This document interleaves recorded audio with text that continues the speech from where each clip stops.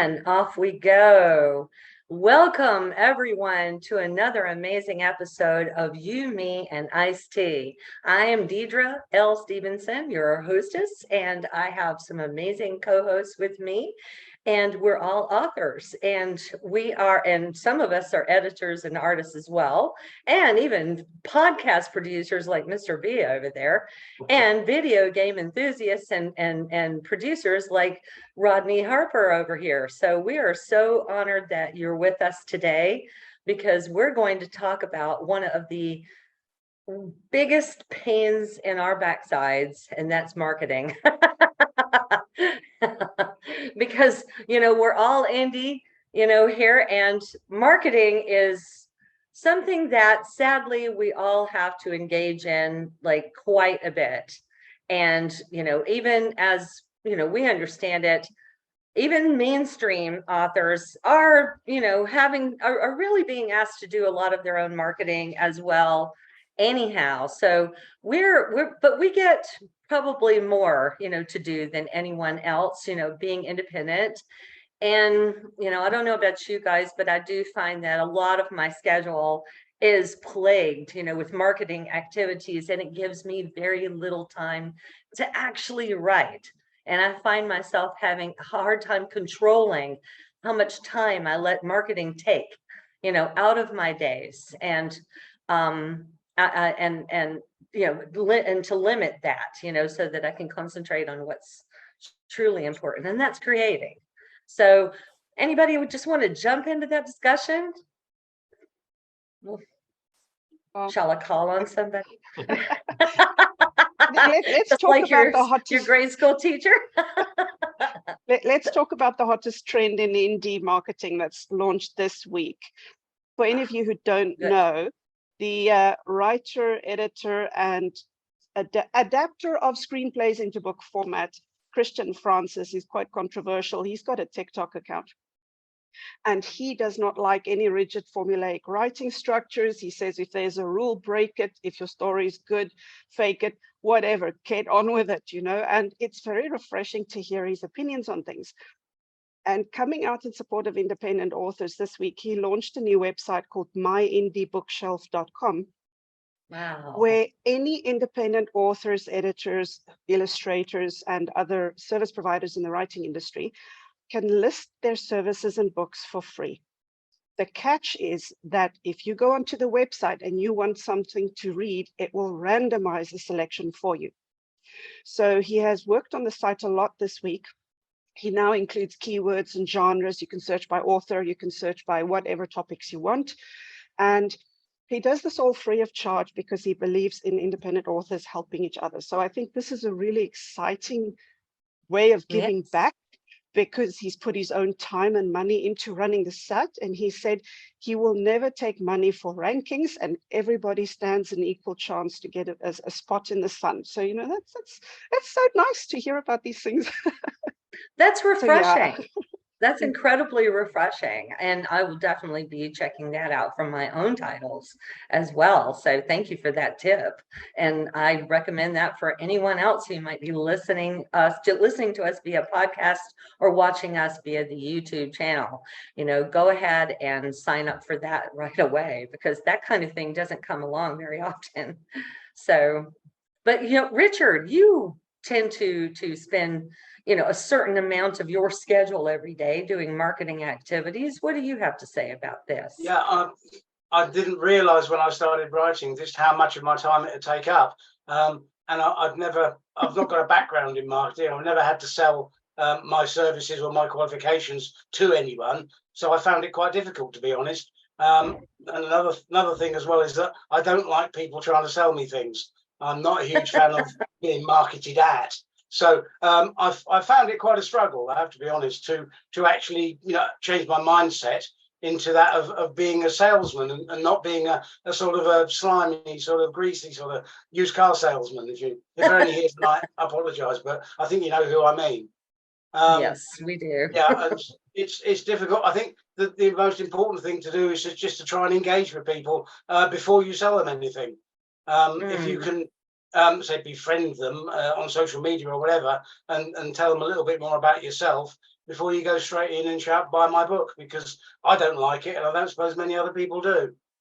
Right, right. No one likes it. Just, here's my product. Buy it, buy it, buy it. Please, please, please. It's just, it is annoying. But if you come up with, let's say, a narrative about your product, let's say, maybe, I mean, one of my strategies, I don't know if it's effective or not, honestly, and I hope that it is, but I try to talk about the characters, in my books, rather than talk about the books themselves all the time, so that maybe one would say, oh, wow, that sounds like a character I might actually like, reading a story about. So that would be one strategy to put up posts about, let's say, your villain or your protagonist or something like that, or maybe the setting, where the book was set. The Buchanan Bastard, for example, being set in New Orleans, Mardi Gras, that's kind of a picturesque sort of setting, and the 1970s were very unique, in terms of a backdrop,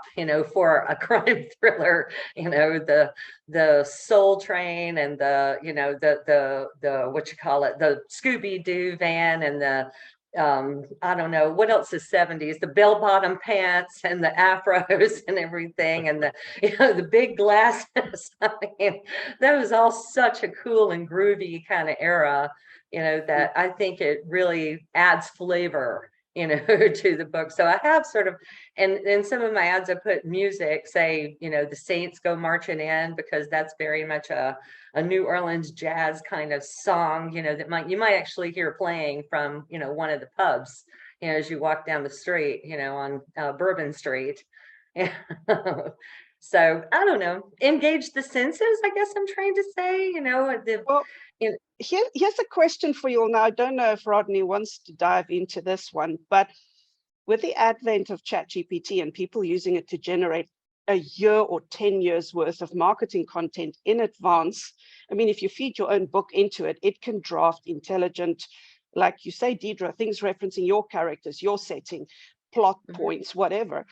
But how ethical is that actually? Because when is the public going to get tired of the oversaturation of formulaic AI-generated marketing stuff? Do we still have to think of this ourselves as well? We've written our books and we've put so much mental effort into writing the story.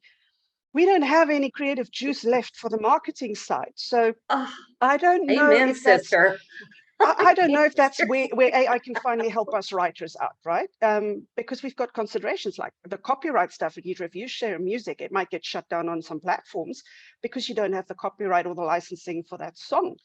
So who's got time to deal with all of this? Can we trust, marketing people, or even people saying they're marketers who then use AI to generate it anyway, and they charge us a lot of money? It's a minefield. I don't know what you guys think of that.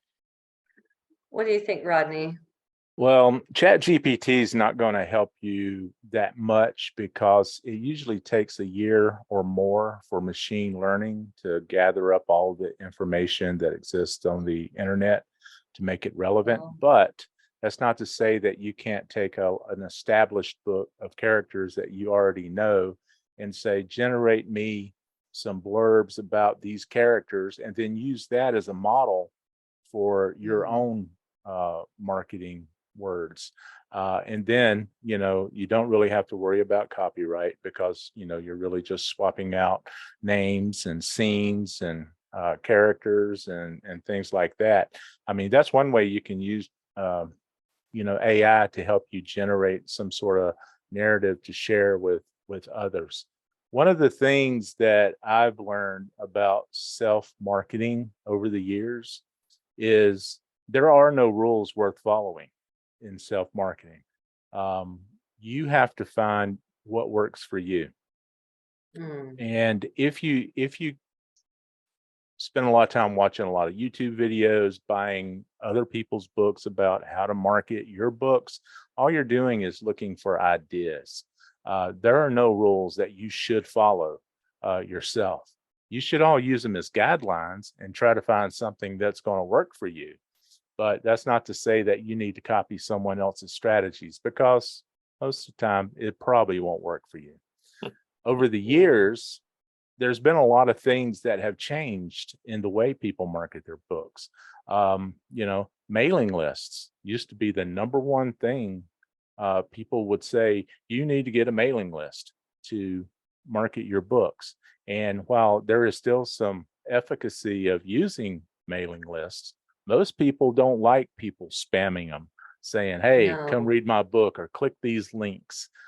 Because a lot of times, browsers, disable those links or send you to other places. So, you have to be able to transition every year to a new and improved strategy for marketing your materials.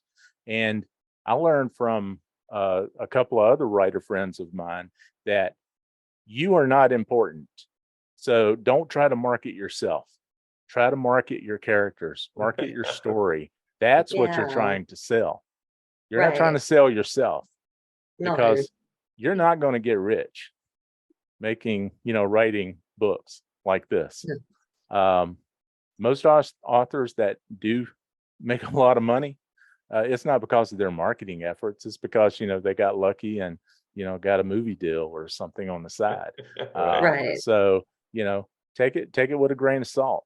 Do your best, try to Mhm. set goals, and don't fall for every little scam out there saying that we can guarantee X number of sales for your book, because they can't. I don't know how they No. can. The one thing I have found over all the years is that whenever anyone says, try this, it works for me, you find that it may well have worked for them, but it doesn't work for you. Right. Yeah, true. But That's I'm one thing wondering that how, I've I'm sorry, pardon No. me. I just wanted to ask, but you mentioned the scams out there, and Lene touched on that as well.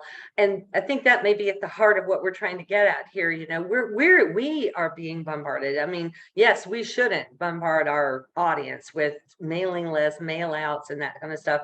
You're totally right. It doesn't work anymore. But we're also being bombarded with all these people who say, let me do your marketing for you. Let me do this, and I'll charge only this amount, and I'll get you so many followers. I'll get you lots of sales, and I'll advertise to this news outlet and that, and blah, blah, blah. And how do you know who to Yeah. trust? And Well, so far, I haven't been able to trust anybody, and I'm so afraid to spend with any of them. But yeah. surely Well, a they can couple all of be bad. things. Now, a couple of things. Whenever I see somebody that says "let me" or "I am," normally I just, instantly dismiss that as a con, because that's what con men say. Let me Okay. hold your money. I'll double it for you tomorrow. But then again, the old rule that's been around for ages is, if it's too good to be true, it probably is. Yeah. You Yeah, can't ever maybe. forget that. Yeah. So I'm going to dip in a little bit and say this. I'm not a marketing strategist or a marketer or anything like that. But if you were to Google Bertrand St. Louis, you're not going to find very much other than the patron saint, St. Louis Bertrand. But if you Google Free Talk with Mr. B, it pops up on top of the list for most part, and Free Talk with Mr. B is up there and available. So I appreciate what Rodney is saying. Focus on other than your book, yourself, focus on your work. And in Right. today's world, like I said, I'm 60, I'm in my 62nd year. So I have to go back to let the young people do some of this work, how they see each other, how they see things, how they view it. So I think yesterday I just noticed threads are up, threads, and TikTok, Instagram, our Facebook still keeps going, LinkedIn. And so if you have a book title or your mantra or whatever it is you're about, whether you want to let everyone know Richard D exists and makes books, then you just put it everywhere everyone else puts it. And then I also realized when I was doing a review, and I really need to improve on my reviewing, I said I shouldn't review as myself. I should review as Mr. B. Free Talk with Mr. B is doing the review. And that puts my name out there too, because someone's going to see. So it's just the way you use your marketing strategy. And so, like Rodney is saying, nothing necessarily is going to work. And if it's too good to be true, it is too good to be true. And I'm not paying a lot of money for anything, because I rather pay to make sure my platforms are working, and I'm putting the names out there in the places where everyone looks at things today. Right. No one gets a newspaper in their front door anymore, do they? No, I get it, so I absolutely can not. put it under my paintings. Okay. And so But I get wherever, them from my neighbor because I read my news online yeah. and they print it 2 days later. So So where people but go into this, in this modern world, where people go is where we should go, right? Do a Star Trek, go where no one has gone before, but be going where people go. And that's what I do. I put my name up that if I get 10,000 views, I might get one listener. I don't know what the equation is, but Right, usually right. you need a lot of people to see your stuff before one person buys your stuff. You know, and it's like Mhm. the brick and mortar stores have the same thing. In the mall, many people walk by. How many people actually walk into the store? True, And so true. all of our Yeah. products are in the store. We just have to make it clean, make it visible, make it consistent. And that's a level of market. And when you're on social media, hit like. Even if you don't really like it that much, hit somebody's like. They will realize that Yeah, you know, that is going to come yeah, back to help you, not haunt you. If you hit somebody's likes, if you give back, in a sense, I always say someone will give to yeah. you. So that's one way of marketing, putting the name out there.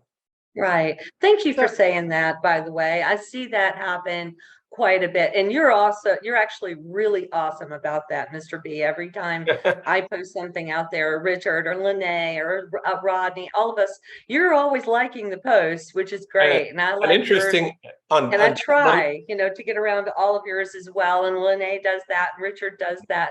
This little group does, but so many, if you ever look at some of your posts and see how many actual views are there, and maybe it's like thousands, and maybe 20 people actually clicked on like. I don't know what is the problem. There. I mean, they don't spend any money to do that. It's like Right. less than a second. You're Yeah. totally right. If they would just click like, at least And that I would be like to some. share also something that looks like an advertisement, good enough for an advertisement in my own silly eyes. I would share. If it looks personal, I leave it alone. And if it looks like a promotion, if Richard puts a book up, I'm sharing it because it's easy to Yeah, do. of So I course. share and Yeah, like, I'll try and share things when I see them. Again, and even though I might not get many views for it, it might just be the one person who actually buys it. So yeah, share everything.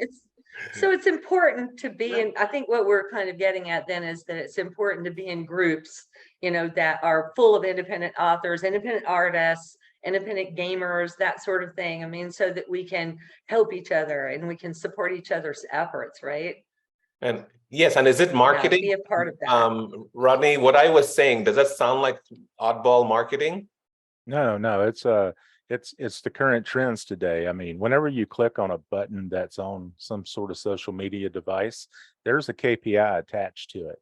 And whether it's a share, whether it's a like or a retweet, that is being tracked by the actual platform. And they have these things called algorithms that do other things based on how many of those KPIs are hitting. And, if you get enough of those algorithms firing for you in your favor, you're going to start ranking higher and higher because that algorithm is going to be working more for you. And, if that button's there, use it and tell other people to use it. There's nothing wrong with that. Right. so I want I to raise a agree. point about TikTok for this specifically. Because Okay. Rodney, I've noticed that if you make a new account, your stuff gets pushed to 1,000 people. But those of us who've been around for 2 or 3 years or longer, the algorithm doesn't care, no matter how much interaction you get, except if someone does a little marketing effort and all of a sudden you get 60,000 views on something. What is happening here for the independent authors, though, on TikTok, there is a viral subculture in the younger generation. A lot of writers on there, and I must admit I'm jealous because all of them look like they've just come out of nappies, fresh-faced, youthful, dewy kids. And I go, what do you know about life? You haven't had your slog in the trenches like we have. Yeah. But these people have formed such viral communities with the Book Talk hashtag, reader follow Right. parties, supporting each other, resharing posts, writing supportive comments, counting down to book launches. That is a whole demographic that the older writers need to get on board with, because Yes. those algorithms are rapidly viral. They can also crash and burn if, like, there's a controversy that I'm not even going to dive into this week about someone who crossed the line of inappropriate fantasizing about real people in a sports field. And this author's account has just tanked, and her books and everything, she's basically done for. So you can crash and burn, you can fly high, you can get rapid exposure. But what's nice is the feeling of community. And it's not just strangers following you and you have to follow them back. These are actual people who read and love books. They promote authors. They want to be the first ones to collect all the nice covers. You've got the decorative book collectors. You've got the genre collectors. You've got the different people who like to know the author. Now, this is where it's differing from what you were saying, Rodney. You don't sell yourself anymore. On TikTok, you do. They want to know that they're sitting over your shoulder, watching you write, watching you struggle. If you have a cat, that helps. If you have a dog that does something stupid, you don't have to do the viral trends, but eventually the engagement grows so much that they feel like they're supporting a family member, and it's not just a random independent writer. And that's a very interesting marketing thing that I've noticed as well. So it's kind of, look, we don't like to expose ourselves too much, but the people who get out there, like Christian Francis again, for example, or I don't remember all the names, there's so many of them, but they share their struggles, they share their victories, they share the book contracts they've gotten, the issues they've had with illustrations. They go, which cover do you like the most? And the readers get a vote. I mean, it's almost like a bit of an emotional crowdfunding scene going on, which is a whole different kind of marketing that I think we should learn about as well. That's very good. I like yeah. that. It's an interesting point. That's a really good point. And it goes towards, you just monitor the trends of what's trendy and, modify and adapt if you want to do that. Now, you got old codgers like me that don't really want to share their information with a bunch of young kids. And I don't really care if they follow me or not, because they're not the target market for me. But, Right. if you are a young person and, you're writing young adult fiction or young adult romance, that is your target market. So, TikTok is one of those very controversial platforms that, has a lot of privacy concerns. And it's one reason I don't use it. But I do know a lot of people that do use it, and they have very effective marketing campaigns. In the video game industry, though, the thing that we live and die by is our community. So, Dedra hears me say it all the time. We have to build community. And all a community is a bunch of like-minded readers that spread the word organically for you. In the game industry, we have lots of conventions and cons, as we call them, where, these communities come together and, dress up like characters from video games and things like that. It even happens in books, but not so much, like the Harry Potter conventions. But cosplay is a big thing, but that's a community thing. So you have to understand your community to know how to effectively market to them. So like Richard's community would probably be different than my community for like military sci-fi books versus things that Richard write. Two different types of communities, but there are going to be some similarities that you can leverage whenever you're putting together messages to entice people to spread the word about your product. So again, market the product, not yourself. That's right. My mantra. True. Yeah. The other problem I have is that I don't just write in one genre, and this I was really going messes me up to say because that too. I have 3 or 4 different communities that I have to adopt a different persona with, depending on which book I'm currently trying to promote. I've got the sci-fi people, I've got the cozy crime people, I've got the steampunk, I've got the psychological thrillers, and I've got the fantasy. And in a way, I wish I'd chosen a different pen name for each. But it definitely is the case that I can't tell one set of fans about something else because they're just not interested. It's not their thing. I don't understand that. Exactly. My problem is that I just have to write what I write, and then I've got to try and sort it out afterwards. And also after a while, if you do start writing all these different genre, you start diluting your brand or your name. That's another problem. Yeah. Well, It is, but I want to get say that Richard, honestly. I mean, Yeah. sorry, Lene, go ahead. I just want to say that those are unsophisticated readers who don't know what they're missing out on. And frankly, I would listen to you write and read a telephone book. Okay. Thank you. Well, So that's very I have not found any Will one you of tell your them or books. shall I? Yeah. I'll tell them, but I haven't found any of your books that did not have an interesting, well thought out, well composed story with a satisfying emotional punch. There are a lot of readers worldwide who are appreciative of intelligent writing in different genres. And that's how they come to, they will love Richard D. And they'll go, Richard D's written something which is not a sci-fi. Let me see if it's any good. Bam, you've introduced them to a new genre and you have a lifelong fan. So we have to cater for that little segment as well. So I don't think you need a pen name. I think just you are a multifaceted, talented writer. So that's your tagline. Go for it. I'm going very red here. Look, yeah, thank you. So in that case, your persona is part of your brand, you know. I think I fit into that as well. Me, Dedra, I fit into the brand, so to speak, because I do genre hop quite a bit, but I understand Richard's point in that you know, the problem is when you write and you do this kind of thing, I mean, if you stick to just one thing, you get bored, you know. I mean, Well, that's true, do you want to try something else? You want to stretch your legs, you know, in some other kind of story. So I get I it. always want to see if I can write something different. That's Absolutely. what I do. Man, me too. And most of them are fairly different, and that's good, I think.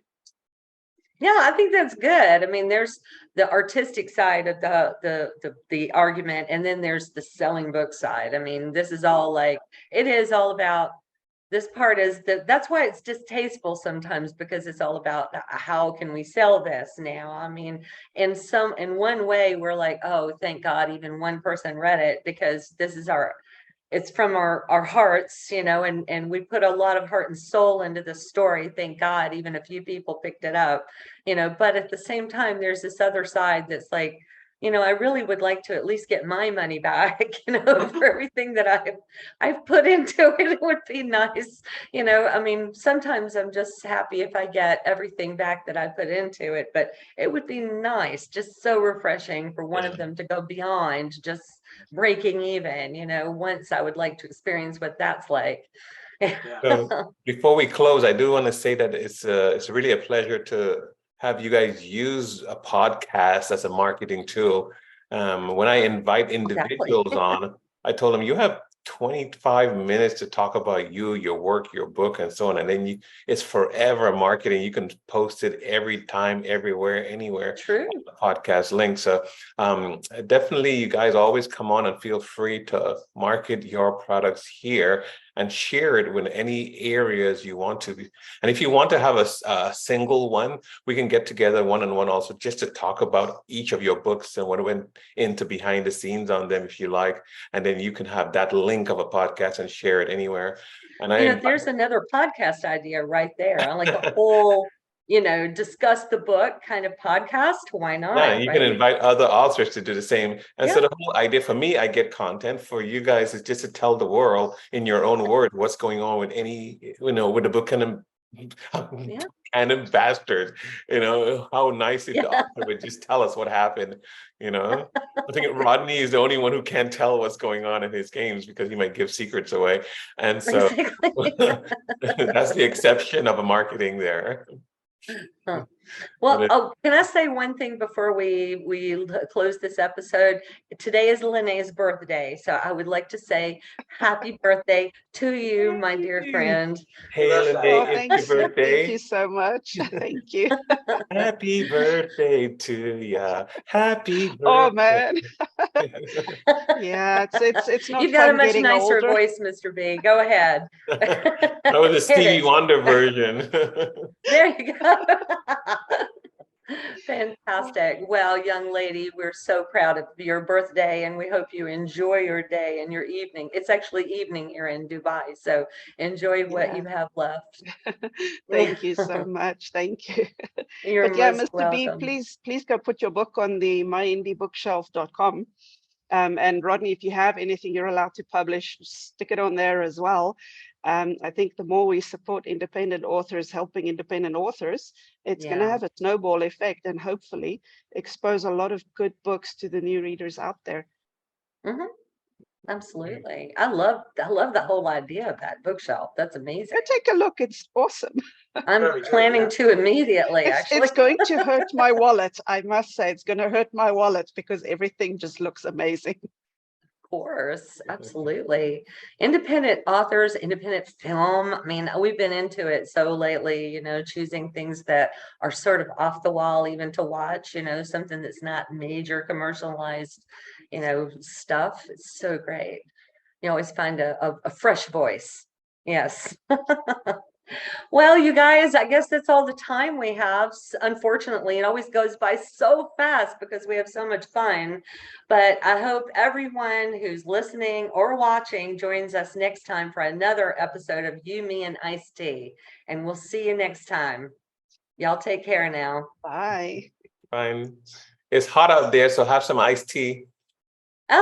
Yes, have some iced tea. You'll feel better, I promise.